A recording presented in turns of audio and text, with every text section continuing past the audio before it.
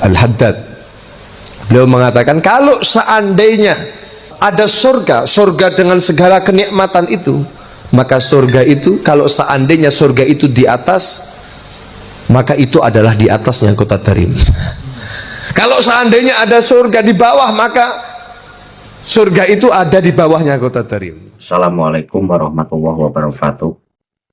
Apa kabar untuk seluruh pemirsa video saya dari Sabang sampai Merauke? Semoga selalu diberi keberkahan, rahmat, dimudahkan segala urusannya, dimudahkan rizkinya, diberi kesehatan, serta diberi hidayah oleh Allah Subhanahu wa Ta'ala untuk orang-orang yang belum mendapatkannya. Tadi di awal video, penonton sudah menyimak cuplikan ceramah dari salah satu Habib yang saya tidak tahu namanya. Namun ceramahnya cukup menarik, bahwa seandainya surga itu ada di dunia, intinya kan begitu.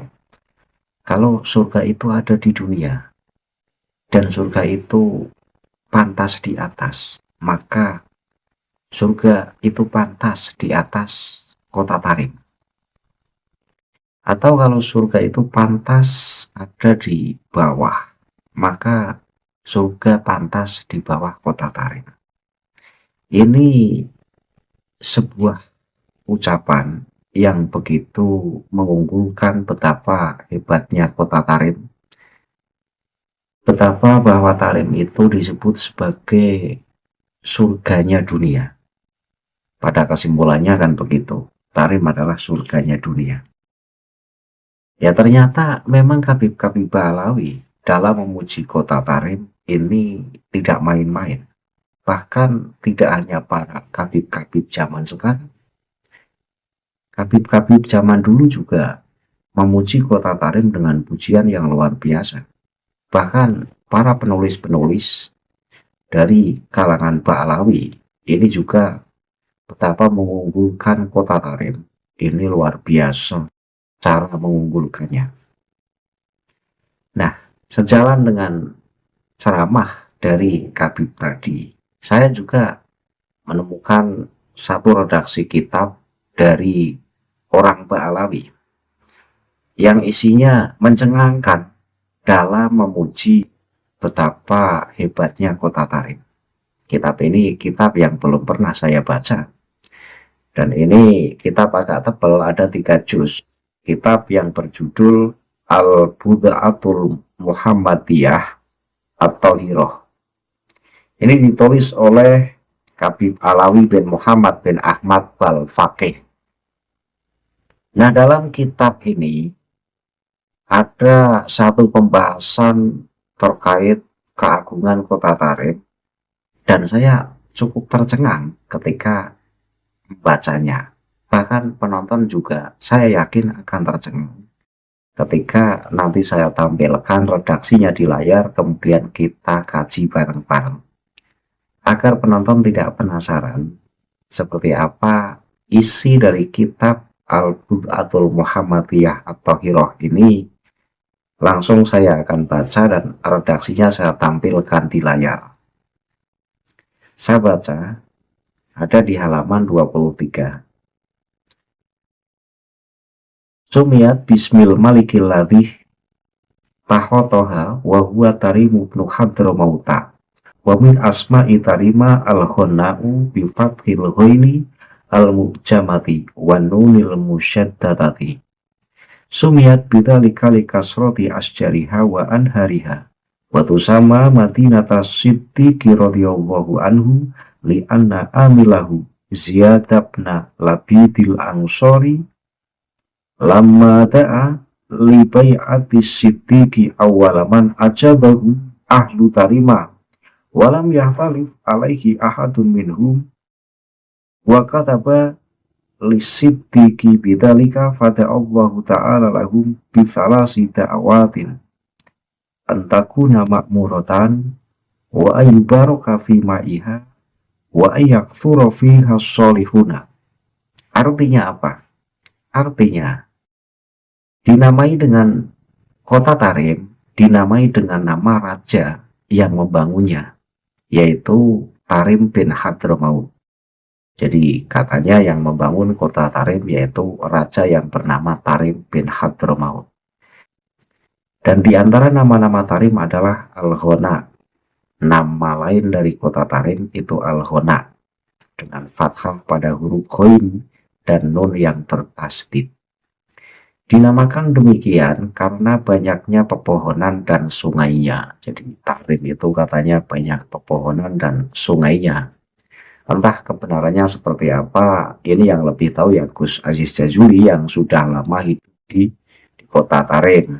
Apakah sesuai dengan redaksi yang ada dalam kitab Al-Bud'atul Muhammadiyah ini, atau hanya melebih-lebihkan? Saya tidak tahu secara persis, namun ketika saya melihat di video-video atau di foto-foto betapa gersangnya kota Tarim, jalannya berdebu dan gersanglah tandus wilayahnya.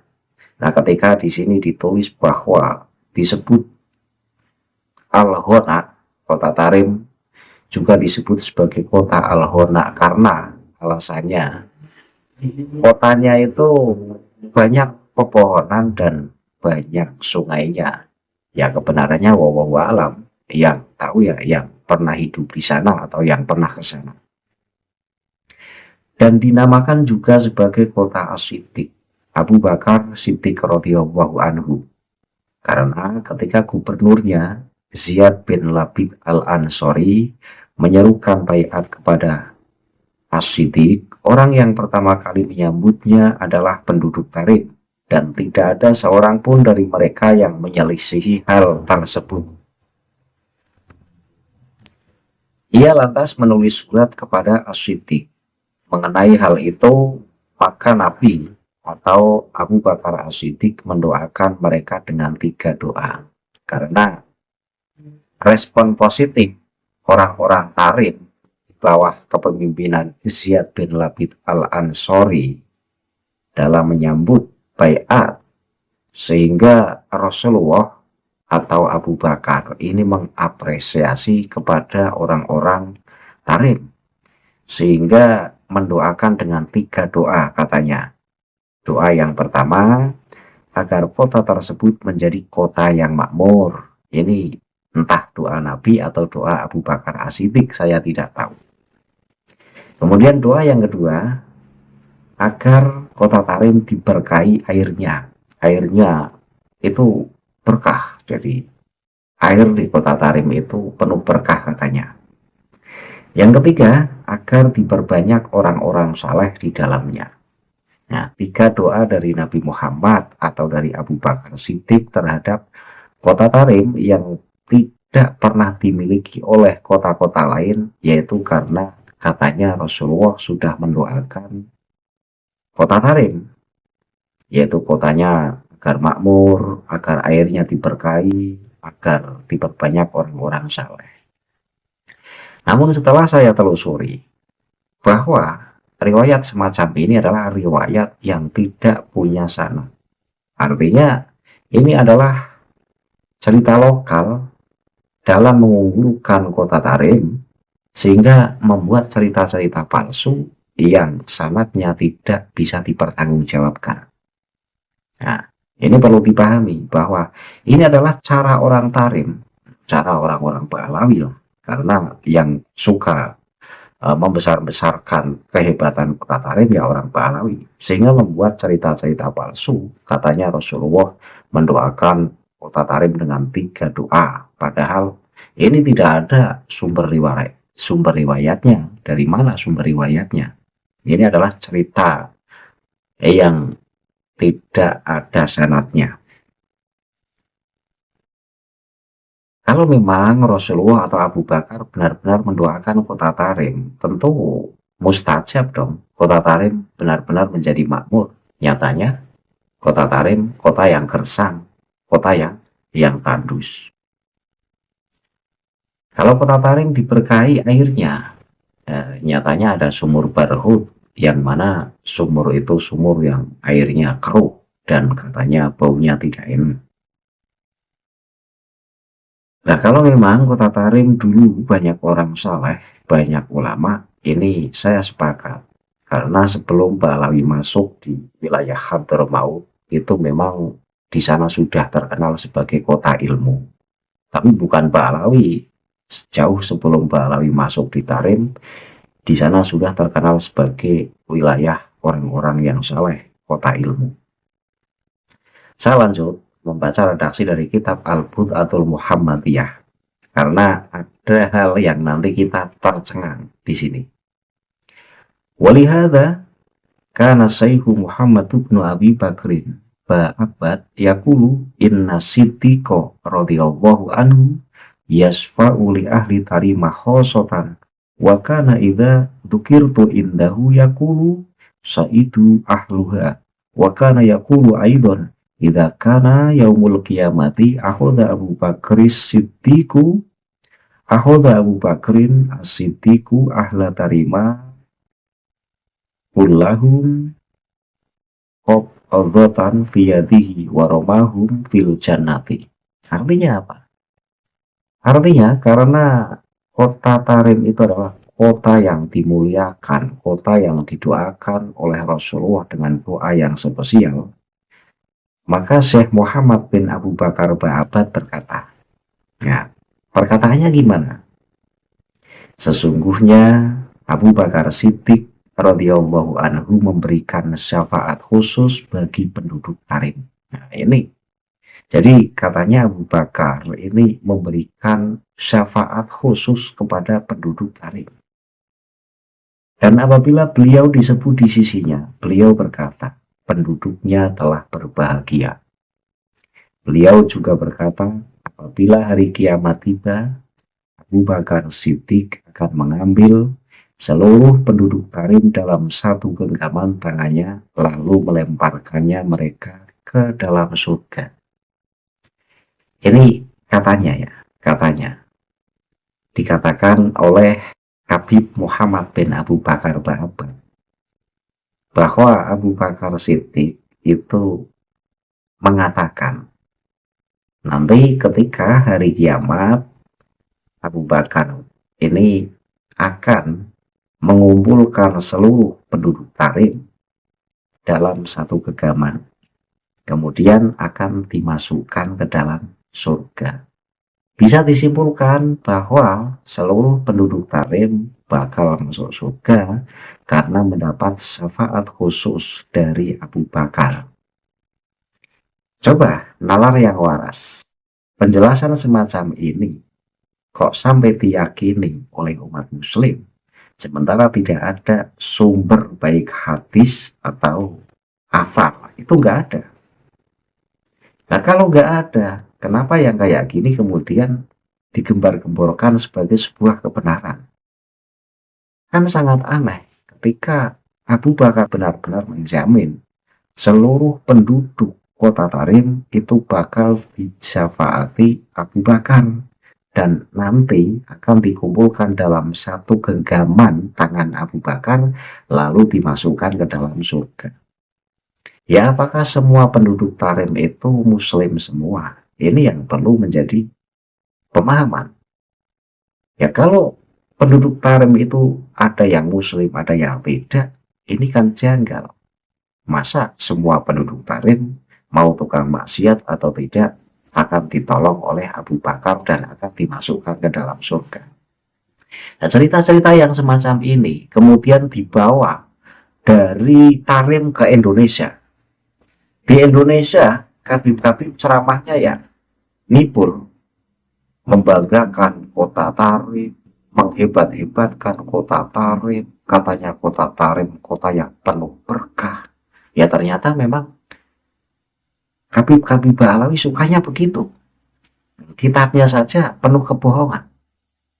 Sampai berani mencatut Abu Bakar, mengatakan bahwa katanya sahabat Abu Bakar akan menjamin seluruh penduduk Tarim ini akan dimasukkan ke surga oleh Abu Bakar. Sementara akidah yang benar, surganya seseorang atau nerakanya seseorang tidak ada yang tahu. Itu hak Allah. Ya kan berat kalau sudah ada keyakinan orang Tarim itu wajib masuk surga karena akan ditolong oleh Abu Bakar. Ya mereka bebas bermaksiat. Mereka hidup di dunia bebas sesuka hati. Toh nanti akan disyafaati oleh Abu Bakar As-Siddiq.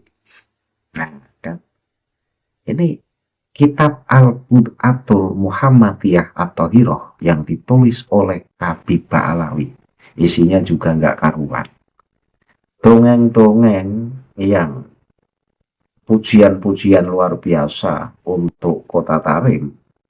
Kemudian dibawa ke Indonesia, di Indonesia diceritakan. Sehingga orang Indonesia itu percaya saja. Yang belum tahu kayak apa Tarim kan percaya saja. Kalau ini adalah cara kita memuji wilayahnya sendiri dengan pujian yang luar biasa, sah-sah saja. Katakanlah, saya hidup di wilayah saya, kemudian saya memuji bahwa wilayah saya itu wilayah yang makmur, wilayah yang aman, tentram. Ini sah-sah saja.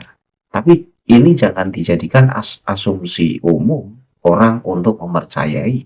Karena masing-masing orang dari wilayah yang berbeda-beda itu akan memuji wilayahnya sendiri.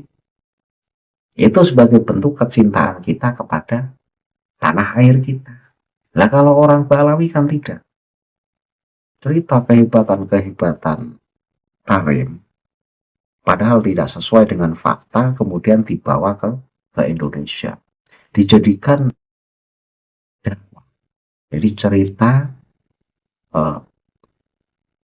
gombalin umat muslim ini digombalin atas nama ceramah. Itu ceramah di podium-podium tapi bukan materi agama yang disampaikan, cuma cerita kehebatan kota Tarim, pulang dapat amplop. Lah ini kan gila, menurut saya gila.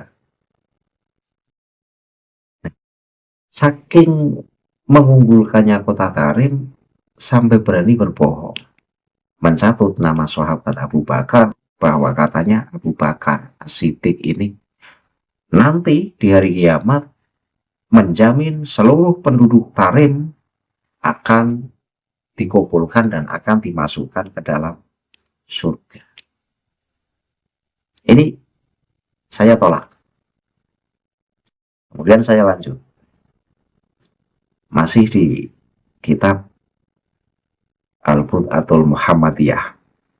Faqulu hiya tarimu waznuha qadruha azimun ar-rawdatul ghannahu majma'ul awliya'il idhami wasadatil kirami wa ma'tinul ulama'il a'lami wa mahattu rihali ulil mahabiri wal aklami hadratil arifinal akabiril haizina lil fadaili wal mafakhiri wa jannatil ulumi wal irfani wa raudatil asrori wal imani wa hadisatil ihsani wa makharisi asjaril fadli wal adabi wa dhahabil ma'anil ladhi yafuku ala dhahabi. Nah, ini pujian untuk kota Tarim. Maka aku katakan, itulah Tarim, timbangan dan kadar kedudukannya sangat agung. Nah, katanya kota Tarim itu kota yang berbobot, kota yang sangat agung. Taman yang subur dan hijau, atau bahasa Arabnya Ar-Rawdatul Ghannah. Jadi Tarim itu taman yang subur dan hijau. Ini Gus Ais perlu menjelaskan ini. Harus jujur ini Gus Ais. Apakah benar-benar Tarim itu taman yang subur dan hijau atau taman yang nggak ada taman, artinya tanah yang tandus dan kersang. Karena di sini tertulis bahwa Tarim itu taman yang subur dan hijau, tempat berkumpulnya para wali agung dan para sayyid yang mulia, sumber para ulama besar. Tarim katanya sumber ulama besar, tempat singgahnya para pemilik pena dan tinta. Jadi banyak para musonib kitab dari kota Tarim katanya. Kemudian majelis para arif billah senior yang memiliki keutamaan dan kemegahan, surga ilmu dan ma'rifat, taman rahasia dan keimanan, kebun ihsan, tempat tumbuhnya pohon keutamaan dan adab, serta laksana emas bermakna yang nilainya melampaui emas biasa. Jadi tarim itu pohon keutamaan dan adab. Salah satu keutamaan tarim itu di sanalah pendidikan adab itu dididik. Tapi kok orang-orang yang suka menghebat-hebatkan tarim yang hidup di Indonesia jauh dari kata beradab ya. Mereka suka seenaknya kalau ngomong, suka seenaknya kalau mencaci maki. Ini antara redaksi kitab dan faktanya ini kok nggak sinkron. Terus yang paling mengerikan lagi, serta laksana emas bermakna yang nilainya melampaui emas biasa. Jadi kota tarim itu kalau diibaratkan emas, itu bukan sembarang emas. Emasnya emas. Gede-gede kepala saya kalau membaca kitab-kitab orang Balawi dalam memuji kota tarim. Selanjutnya, fakam fiha min waliyin nafa'atil muslimina atharuhu wa khairun faqat tasonifuhum warofat ahbaruhu wa faqihin asna min daraja wa hafidhin hadasa anhu wala haraja ukiya anisyaihil arif billah Ali ibn Salim An-Nasofal awala minal jami'i yaumal jum'ati kana kulluhu ulama usolihina. Jadi betapa banyak di dalamnya seorang wali yang bekas peninggalannya bermanfaat bagi kaum muslimin. Karya-karya tulisnya unggul dan berita-beritanya menyejukkan. Ahli fikih yang kedudukannya lebih tinggi daripada yang telah berlalu. Serta ahli hadis yang riwayatnya tidak diragukan lagi. Diriwayatkan dari Syekh yang arif billah Ali bin Salim bahwa shaf atau barisan pertama di Masjid Jami pada hari Jumat semuanya adalah ulama-ulama saleh. Nanti saking banyaknya ulama di kota Tarim itu ketika hari Jumat shaf pertamanya itu isinya semuanya ulama-ulama. Luar biasa kota Tarim. Jadi tidak ada yang bisa mengungguli kehebatan kota Tarim dalam catatan kitab. Kalau dalam catatan kitab, kota Tarim itu paling unggul, paling subur, paling makmur, bahkan surganya dunia. Itu catatan kitab loh. Nah kalau faktanya ya jauh. Tarim dan Indonesia itu bagai langit dan bumi. Indonesia subur makmur, fakta. Tarim, Gersang, tandus, itu juga fakta. Maka kenapa ya orang-orang Ba'alawi itu tidak mau jujur dengan tanah kelahirannya sendiri? Jadi sudah di Indonesia pun masih tetap mengunggul-unggulkan Tarim, tidak mau menerima kenyataan kalau Tarim itu kota yang tandus dan gersang. Dipuji-puji, dibuatkan kita. Bahkan dalam kitabnya disebut sebagai kota yang hijau, kota yang subur, kota yang tak ternilai agungnya. Bahkan jika disamakan dengan emas, Tarim itu emasnya emas. Ini kan luar biasa. Maka ketika cuplikan video di awal video ini, Khabib Gedebrus mengatakan bahwa inti dari yang disampaikan Khabib tadi, Tarim itu surganya dunia. Ya wajar. Ya memang orang-orang Ba'alawi sukanya begitu. Mengunggulkan kota Tarim, nyari makannya di Indonesia. Pipis di Indonesia, berak di Indonesia, yang dipuja-puja Tarim yang gersang dan tandus. Ini kan brengsek. Menurut saya brengsek.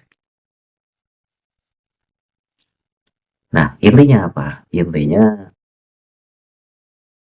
satu hal yang sangat saya tidak terima itu bahwa katanya sahabat Abu Bakar itu menjamin seluruh penduduk Tarim nanti di hari kiamat bakal dikumpulkan Abu Bakar bin Abu Bakar As-Siddiq, maaf. Jadi sahabat Abu Bakar As-Siddiq menjamin seluruh penduduk Tarim masuk surga Bahkan nanti di hari kiamat, semua orang Tarim dikumpulkan oleh sahabat Abu Bakar, lalu dibawa ke surga.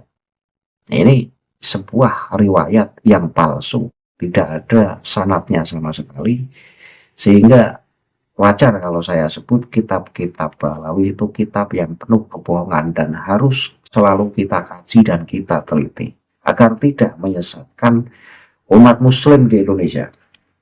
Kalau mau sesat, sesatlah sana ditarik di Hadramaut, jangan dibawa-bawa ke Indonesia, ya kami tidak protes. Nah, Anda membawa-bawa cerita-cerita palsu, didakwahkan, digembar-gemborkan di Indonesia. Nah, ini kan menyesatkan banyak umat muslim di Indonesia. Itu saja bahwa isi dari kitab Al-Bid'atul Muhammadiyah ini luar biasa bohongnya, dan ini baru pertama kali saya membuka kitabnya, dan nanti akan saya kaji lagi seberapa banyak di sini kebohongan-kebohongannya. Akhirul kalam, billahi taufiq wal hidayah. Wassalamualaikum warahmatullahi wabarakatuh. Salam waras untuk seluruh muslim di Indonesia.